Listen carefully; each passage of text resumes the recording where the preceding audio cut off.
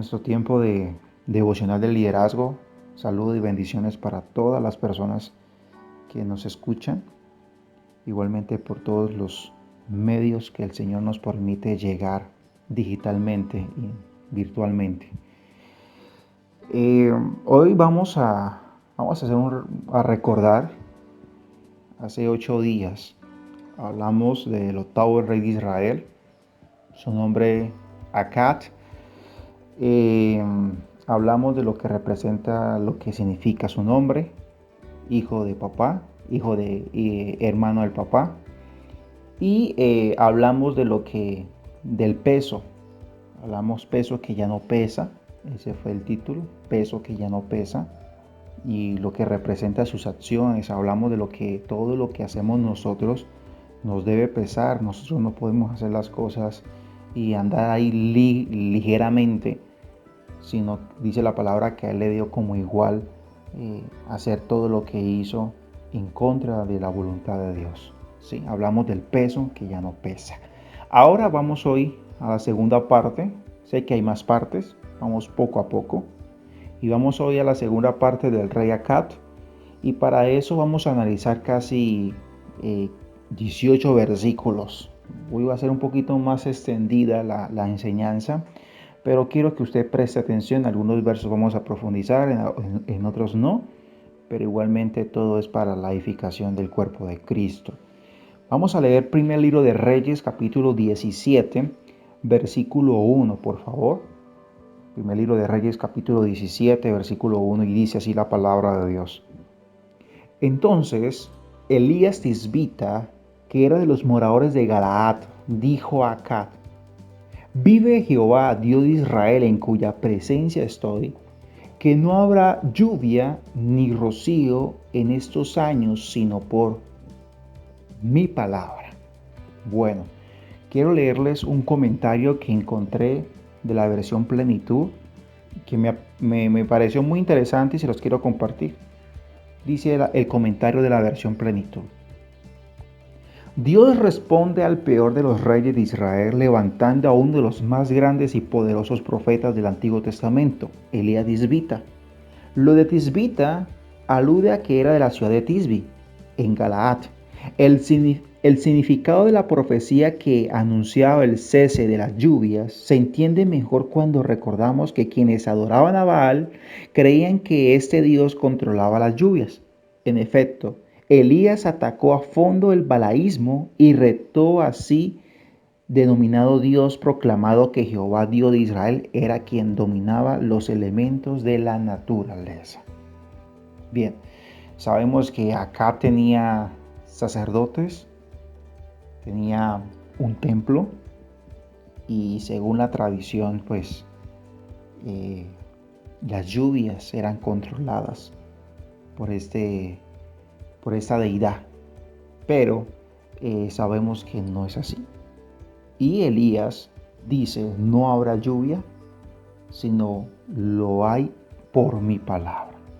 De pronto las palabras de Elías en ese momento no pesaron. De pronto las palabras de Elías en ese momento fueron un chiste. De pronto las palabras de Elías en ese momento fueron insignificantes. Pero pasó el tiempo. Y ahí es donde comenzó a pesar lo que Elías dijo. A veces nosotros no creemos a lo que Dios habla. ¿Sí? No creemos a lo que Dios dice. Pero lo que Dios sabe y lo que Dios dice a través de sus siervos, a través del tiempo se va a comenzar a ver. Y lo digo por experiencia propia. He comenzado a ver lo que Dios ha hablado por tantos años. Y Dios sigue hablando. Y nosotros debemos que prestar mucha atención a lo que Dios habla, a lo que Dios dice. Porque si no, vamos a ver qué sucedió. Vamos más adelantico. Primer libro de Reyes, por favor. Primer libro de Reyes, capítulo 18. No me quiero detener en Elías. Habrá otro momento que estudiemos los profetas y vamos a profundizar en los profetas, pero estamos profundizando sobre los reinos. Sabemos que Elías se traslada a un lugar donde Dios tiene reservado. Allá dura cierto tiempo. Después Elías conoce una viuda. Y bueno, después Elías resucita al hijo de la viuda. Y llegamos al capítulo 18. En el capítulo 18, versículo 1, dice así la palabra de Dios. Pasados muchos días, vino palabra de Jehová a Elías en el tercer año. Ahí está el tiempo. 3 años. En el tercer año, diciendo, ve y muéstrate acá, y yo haré llover sobre la faz de la tierra.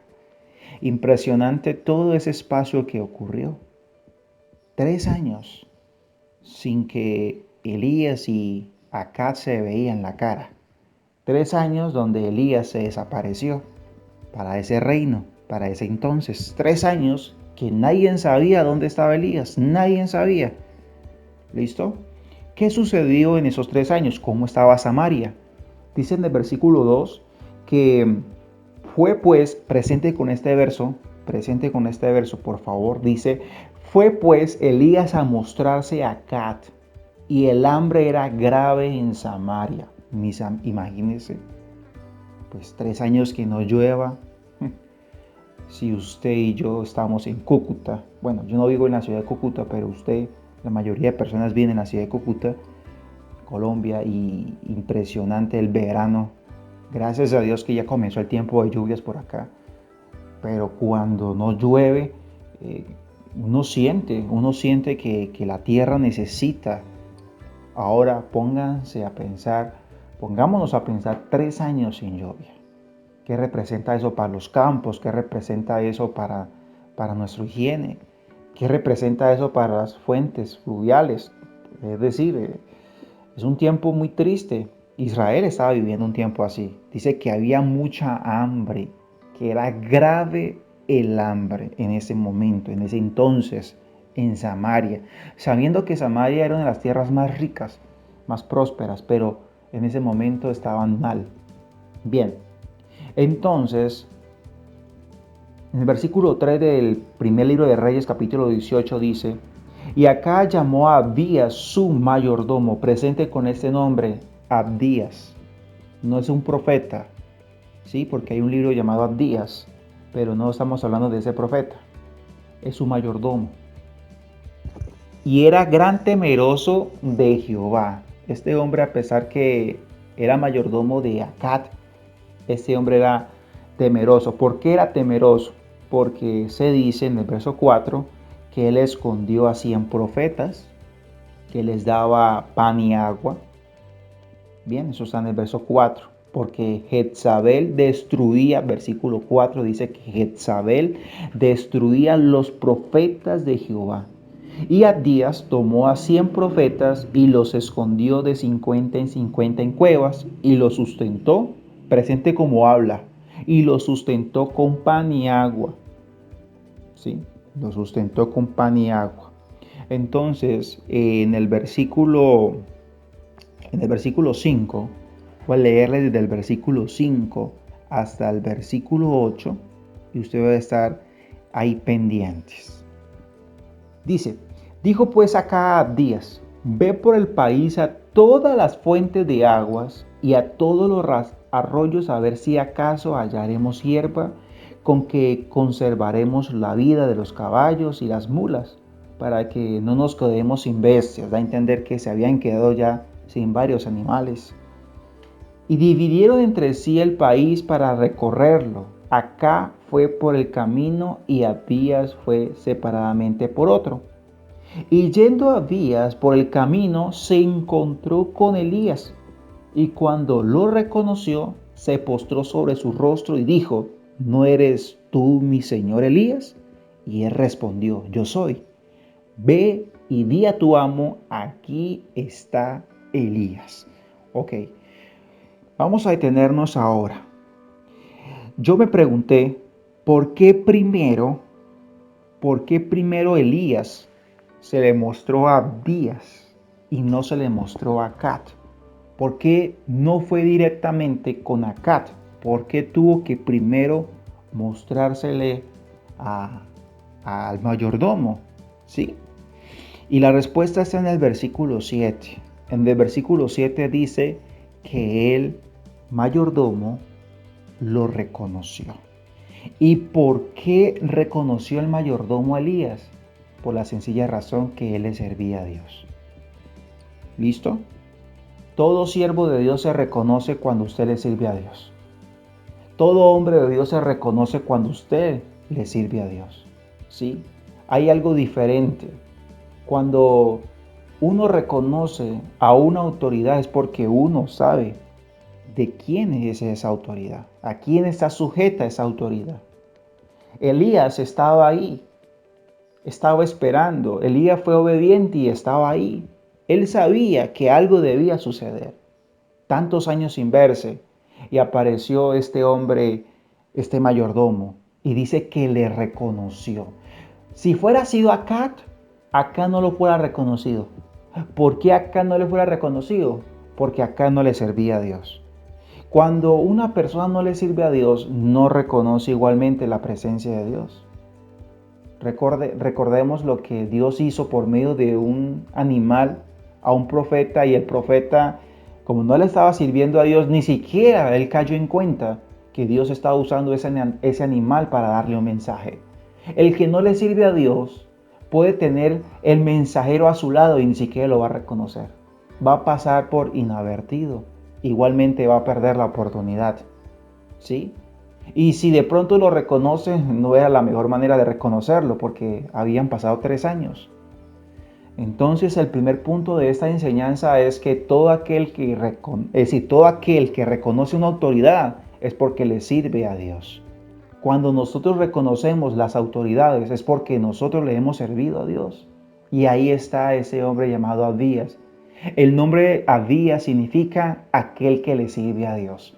Ese es el significado del nombre de Abías. Abías, en todo ese tiempo que Elías había desaparecido, él había guardado 100 profetas. Él mismo, no sé cómo haría, pero él mismo le daba pan y él mismo le daba agua. Presente con esto, él mismo le daba pan y él mismo les daba agua. ¿Qué representan los profetas para aquel tiempo? Los profetas representan la palabra de Dios. Y hoy eso representa que este hombre no quería que la palabra profética muriera. Este hombre no quería que la palabra de Dios muriera. Por eso guardaba a los profetas, que eran los instrumentos de Dios. Hay gente que honra a los siervos de Dios. De muchas maneras lo honran. De muchas maneras. Y hoy damos gracias por esas personas. Damos gracias igualmente por sus oraciones, por sus ofrendas, por todo lo que esas personas hacen, porque le están sirviendo a Dios. Y esas personas saben el valor de un profeta, saben el valor de una palabra profética, que en aquel tiempo había una mujer loca, endemoniada, que estaba eliminando la palabra profética, pero este hombre guardó al profeta. Es por eso tan importante que nosotros hoy guardemos lo que Dios nos ha dado.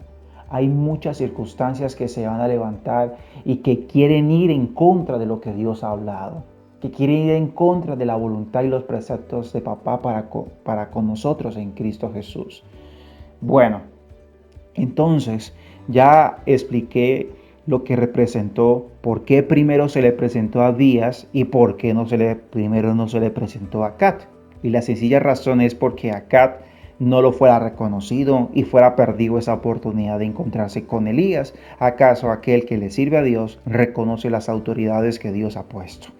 Muy bien, ahora sigamos avanzando del verso 9 hasta el verso 15, porque hay un factor muy determinante en estos versos.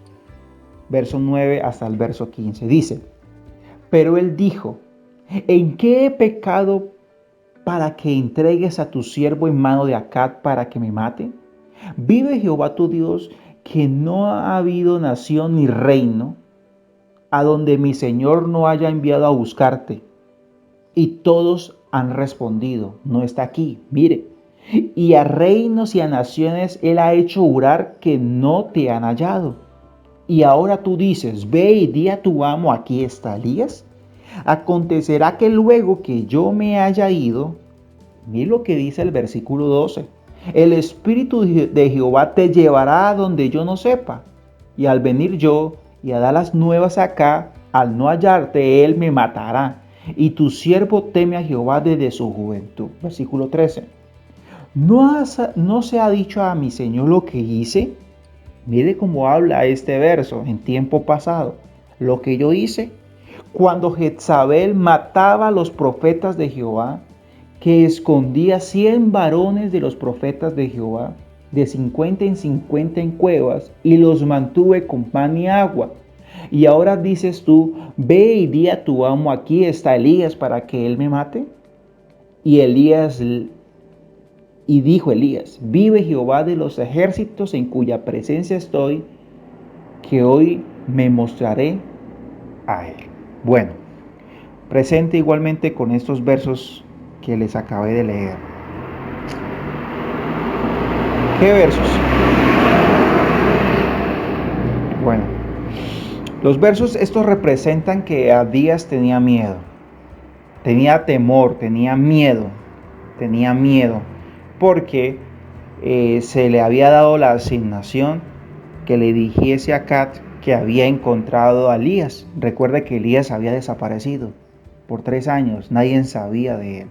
En la versión plenitud dice la palabra de Dios que esta es la única referencia del Espíritu Santo en Primera de Reyes directamente, porque aparentemente el Espíritu Santo transportaba a Elías de un lugar a otro en algunas ocasiones, ¿sí? Así como Felipe era transportado de un lugar a otro. Entonces, es un dato para que tengamos presente.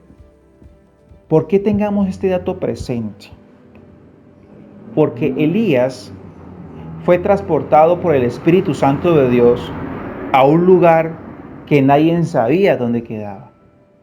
A pesar que se buscó en cada reino, se buscó hasta debajo de las piedras, a Elías no lo hallaban. ¿Sí? No lo hallaban. 3 años y nadie halló a Elías, se desapareció Elías. Ahora aparece Elías y este siervo tiene miedo en decirle a su señor que ha encontrado a Elías.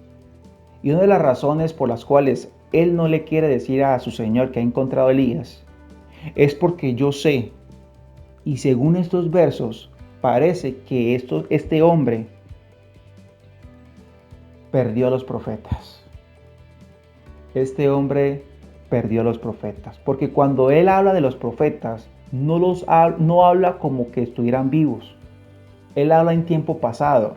Él dice, usted no escuchó lo que yo hice, da a entender que se entendió o se escuchó en toda la nación de Samaria lo que había hecho Abías con los profetas.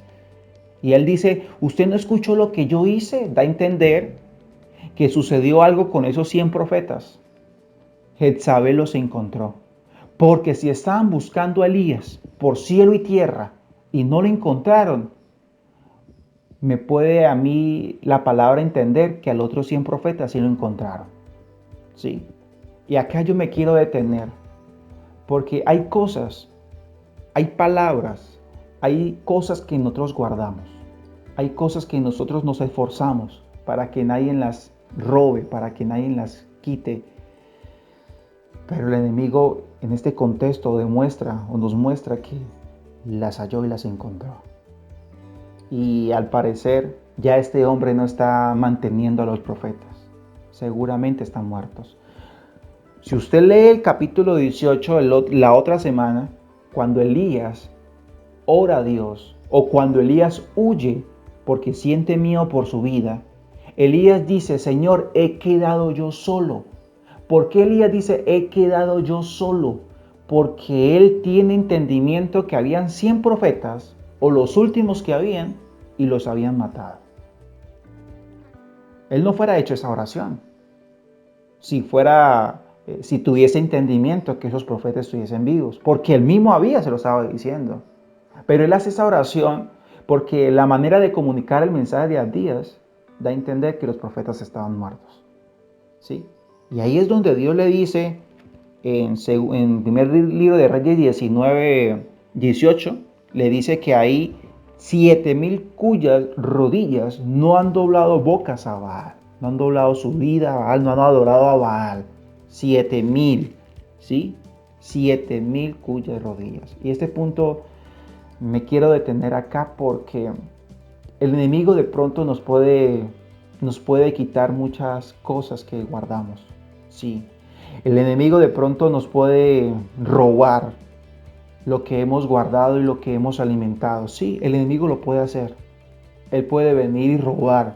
De acuerdo a este imperio de manipulación, lo podía hacer. Jezabel encontró a esos profetas y los mató. Y de pronto hasta el sol de hoy hay mucha palabra profética que el diablo ha robado. Además, hay mucha palabra profética que hoy el enemigo ha, ha quitado de nuestras vidas. Pareciera que estuviese todo muerto. Pareciera que ya no hay palabra. Pareciera que todo está esfumado. Pero Dios ha reservado un pueblo. Dios igualmente ha reservado una palabra. Y a pesar que hay ciertos tipos de palabra que hoy podemos decir no se van a cumplir, ya se fueron, no es suficiente. Dios ha guardado una palabra. Dios ha guardado cosas que de pronto nosotros no hemos podido tener la capacidad de guardar. Hay cosas que nosotros no vamos a tener la facilidad de guardar como Dios guarda. Mire que Elías Dios lo guardó tan bien que ni siquiera sabía nadie en dónde estaba. Y hay ciertos tipos de bendiciones, hay cierto tipo de palabra que el enemigo ha querido robar, pero no ha podido, porque Dios la ha guardado también. También Dios la ha guardado, que se van a manifestar. Sí, se van a manifestar. Y ese hombre tenía miedo, porque seguramente se había dicho en Samaria que este hombre estaba alimentando a los profetas. Ahora, al decir él que halló a Elías, seguramente alguien diría, usted sabía antes dónde estaba. Usted sabía dónde se escondía y por esa causa lo podían matar. Igualmente, él dice, yo no puedo hacer eso porque en cualquier momento el Espíritu de Dios te agarra a Elías y te lleva a un lugar que yo no sé. Y yo cómo voy a decir que he hablado con usted. Y Elías le dice, no, tranquilo.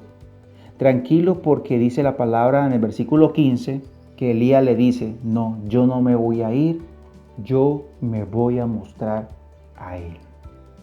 Hay ciertos tipos de palabras que a pesar que haya opresión, que a pesar que haya un ambiente de oscuridad, hay ciertos tipos de palabras que no se van a ir, que se van a mantener, que van a permanecer.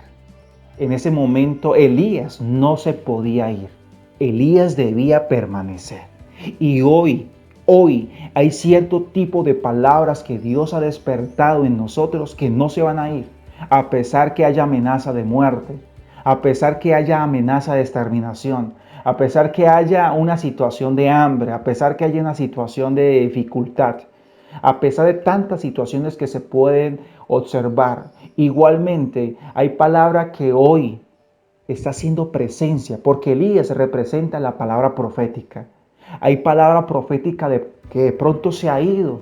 Hace 3 años, hay algo que de pronto dijo hace 3 años y se desapareció. Hay algo que de pronto Dios dijo hace mucho tiempo y se desapareció. Tantas cosas que Dios a veces ha dicho y se desaparecen. Y uno dice, bueno, pero Dios me lo dijo, Dios me lo reveló, Dios me lo enseñó. ¿Y por qué yo no lo veo? A veces Dios hace eso. A veces Dios hace eso, que da una palabra y nosotros estamos expectantes que se cumpla, pero de un momento a otro lo que Dios dijo se desapareció, lo que Dios habló. Y uno dice, pero Señor, yo confiaba en esta palabra. Y ahora, ¿yo qué voy a salir? ¿Yo con qué voy a hablar? Si yo he confiado en tu palabra. Eso decía el salmista, Señor, no me dejes en vergüenza. El salmista dice eso. Señor, no me dejes en vergüenza porque yo he confiado en tus mandamientos. ¿Cuántas veces nos hemos sentido en vergüenza porque hemos creído una palabra que se lanza desde el altar? Una palabra que se lanza, que Dios ha hablado en nuestra vida. La aferramos, la contamos, pero la gente no la está viendo. La gente dice, bueno, sí, pero usted vive como de ilusiones porque usted dice que Dios le habla, pero ¿qué? Mire, yo quiero que usted se ponga en los zapatos de este profeta, de aquel que le sirve a Dios. Yo quiero que usted se ponga en los zapatos de Abías, porque él le servía a Dios. Pero en ese momento, él no quería tener otro momento de vergüenza. En ese momento, porque no solamente era un momento de vergüenza, era su vida, era su cabeza. Y si él no le mostraba al rey lo que había encontrado, que era el profeta, yo creo que hasta ahí llegaba él. Hay ciertos tipos de palabras que se deben manifestar o si no nuestra cabeza va a rodar. Así de sencillo. En ese tiempo hay ciertos tipos de palabras que se van a manifestar porque llegó el tiempo que Dios dice, ha llegado la hora, Elías. Ha llegado la hora que tú te muestres a Acab. Y yo también te digo a ti, iglesia, hermanos, ministros, familias, que hay cierto tipo de palabras que van a volver a aparecer para no volverse a ir. Bueno, Elías después se volvió a ir, pero ya es otra historia aparte y es otra enseñanza aparte. Pero en ese momento Elías no se podía ir. Hay cierto tipo de palabras que han llegado hoy a nuestra vida, que han resucitado nuevamente y esa palabra no se va a ir y no vas a quedar en vergüenza. Tu cabeza no va a rodar. Dios va a ser fiel y la palabra profética se va a defender por sí solita. Entonces, ese es el segundo aspecto. No tengamos miedo. La palabra de Dios no se va a desaparecer, como a veces sucede, porque hay un propósito de Dios. La palabra va a permanecer y tú no vas a pasar vergüenzas, porque la palabra va a estar ahí y tu cabeza no va a ser quitada. Ese es el segundo aspecto. Y en el versículo 16 hasta el versículo 18, ya para terminar, dice: entonces Abdías fue a encontrarse con Acab y le dio el aviso, y Acab vino a encontrarse con Elías. Cuando Acab vio a Elías, le dijo: ¿eres tú el que turbas a Israel? Versículo 18. Y él respondió: yo no he turbado a Israel, sino tú y la casa de tu padre, dejando los mandamientos de Jehová y siguiendo a los Baales. Mire que en el encuentro de 3 años, las primeras palabras de acá para Elías es: tú eres aquel que ha provocado toda esta hambre. Tú eres aquel que ha provocado toda esta situación. Acab le está echando la culpa ¿a quién? Al siervo de Dios. Y quiero detenerme aquí, porque cuando nosotros le echamos la culpa a los demás y no asumimos nuestra responsabilidad, no estamos asumiendo la actitud correcta. Me recuerda cuando el hombre falla en el huerto del Edén, cuando Adán y Eva fallaron. Cuando Dios viene a hablar con ellos, ¿qué sucedió? Cuando Dios les pidió cuentas, Adán le echó la culpa ¿a quién? A Eva. Eva le echó la culpa a la serpiente. Y al final todos se tiraron la pelotica y nadie tuvo la culpa. Creo que cuando nosotros estamos en sintonía con Dios y nuestro corazón está alineado con Dios, una de las primeras cosas que hace un corazón arrepentido es asumir la responsabilidad. Es asumir la responsabilidad. Hoy hay tantos hogares que se terminan, hoy hay tantas situaciones y muchas veces no se asume la responsabilidad. No se asume lo que se ha hecho. Tanto tiempo que había pasado y supuestamente Elías tenía la culpa, pero Elías inmediatamente respondió. Elías no se quedó callado, Elías no agachó la cabeza, Elías inmediatamente respondió y dijo: me da mucha pena, Kat, pero no es por mí, es por la actitud que tú tienes, que has trastornado a las familias de Israel. Presente igualmente con lo que le responde Elías.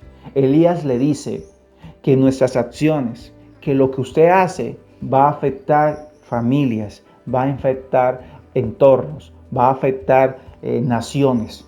Nuestro comportamiento, nuestra manera de proceder va a arrastrar. Yo he enseñado esto y lo hemos leído en los devocionales de liderazgo, lo hemos estudiado. Nuestro comportamiento arrastra a otros hacia la bendición o hacia la maldición. Eso depende de dónde está Dios en tu corazón. Tu comportamiento arrastra. Y todo lo que había arrastrado el comportamiento de Acab y ni siquiera se había dado cuenta que era por su culpa, porque él estaba buscando culpables. La palabra profética viene y te dice: no es la culpa de otros. Asumamos nuestras responsabilidades para que realmente veamos la obra y la mano de Dios. En ese momento Elías procede y le dice: vamos a hacer lo siguiente. Vamos a congregarnos en este monte llamado Carmelo y allí vamos a solucionar esa situación. ¿Quién es el verdadero Dios? ¿Baal o el Dios de Israel? Y dejémoslo hasta ahí. Hasta ahí vamos a dejarlo. La otra semana vamos a hablar un poquito sobre ese desafío, de lo que representó ese altar, que para mí es de tremenda bendición cuando estudio el altar de Elías, porque esta fue la base, una de las bases que Dios nos entregó como ministerio para hoy hacer lo que hoy conocemos altar familiar. Pero bueno, eso lo estaremos estudiando la otra semana si el favor de Dios lo concede. Y vamos a estar terminando este tiempo de devocional de liderazgo. Entonces, para meditar, primero, aquel que le sirve a Dios reconoce a los siervos de Dios. Segundo, no tengamos miedo de la palabra profética. Ella no se va a ir. Ella va a permanecer. Ella no te va a dejar en vergüenza. Hay cierto tipo de palabras que se han ido, pero este tiempo que viene es una palabra que no se va a esconder. Y tercero, asumamos las responsabilidades. ¿Sí? No busquemos culpables. Asumamos responsabilidades. Hoy esos son los 3 consejos de esta palabra que le he puesto como nombre, el escondite. No sé si alguna vez usted jugó al escondite. Yo un día me escondí tan bien que tuvieron que llamar a la policía. Pero bueno, esa es una historia aparte. Yo me había escondido en el solar de nuestra casa y mamá me estaba buscando como loco. Y yo, a lo último, porque yo vi que nadie me estaba buscando, yo salí. Pero bueno, fue una experiencia que mi mamá me regañó, me dijo, no lo vuelva a hacer y me abrazó. Porque imagínense, me había escondido también, que llevé todo el día y no me hallaron. Yo todo contento porque no me han encontrado. Entonces, hay una palabra que está bien escondida. Esta es la palabra rema de este día, de esta mañana hermosa. Igualmente a todas las personas que nos oyen en los diferentes horarios. Hay una palabra que se ha escondido muy bien y que va a salir a la luz. Y esa palabra no se va a volver a esconder. Claro, hemos perdido muchas palabras porque el enemigo las ha encontrado y nos las ha robado. El enemigo ha asesinado mucha palabra, sí. El enemigo ha asesinado mucha palabra, pero Dios ha guardado un remanente. Hay una palabra que Dios ha reservado y está tan bien escondida que el enemigo ni siquiera la ha puesto mano, ni le pondrá mano.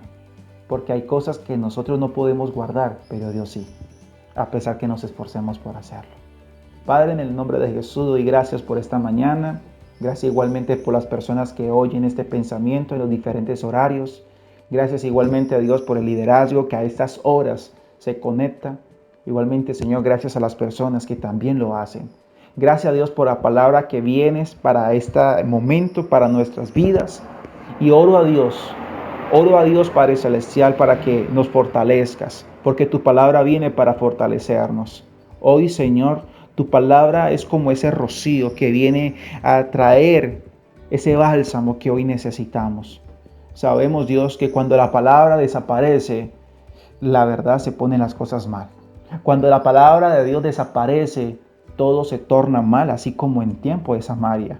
3 años y no había una manifestación profética. Queremos, Dios, que esa manifestación se haga claramente visible en este tiempo. Y hoy, Señor, reconocemos, Padre Celestial, que tú has tenido vasos, que en este tiempo de caos, de este tiempo de oscuridad, tú levantas a instrumentos, que tú levantas a personas osadas en tu palabra, osadas en tu presencia. En este tiempo, Señor, tú has guardado un remanente. Tú has guardado un pueblo que no ha doblado sus rodillas ante Baal. Hoy, Señor, tú has guardado a un pueblo que se mantiene fiel a tu palabra y a tus mandamientos. Hoy, Señor, reconocemos que tú estás obrando y queremos igualmente hacer todo lo que a nosotros nos compete. Este hombre llamado Abías dio pan y agua, pero llegó un momento que no lo pudo hacer más. Te pedimos, Señor, que nos ayudes. Nos ayudes, Padre Celestial, a estar pendientes, Padre Celestial, de alimentar esa palabra que tú nos has regalado. alimentar igualmente, si es necesario, a esos siervos que tú usas. Pero sabemos, Dios, que hay un cierto tipo de palabra que tú alimentas, que tú vas a sostener, un cierto tipo de palabra que el enemigo no va a ponerle mano encima. Y hoy, Señor, ese cierto tipo de palabra se manifiesta para con nosotros en Cristo Jesús. Una palabra que no se va a esconder, una palabra que va a permanecer, una palabra, Dios, que nos va a respaldar, una palabra que va a estar ahí, Señor, y no vamos a pasar vergüenza y nuestra cabeza no va a rodar, porque la gente verá lo maravilloso y lo fiel que tú eres cuando dices y hablas. Gracias igualmente, Señor, y hoy te pedimos perdón si te hemos fallado. Pedimos perdón, Dios, si hemos cometido errores. La culpa, más que sea de mi esposa, más que sea de mis hijos, más que sea del pastor, hoy, Señor, asumimos la responsabilidad. Hoy, Señor, nos arrepentimos en polvo y en ceniza, así como se arrepintió en el tiempo de Nehemías, así como se arrepentía cada profeta que se acercaba a ti. Primero ellos sentían esa necesidad de arrepentirse, a pesar que ellos no habían hecho gran pecado. Pero igualmente, Señor, el pecado nos arrastra.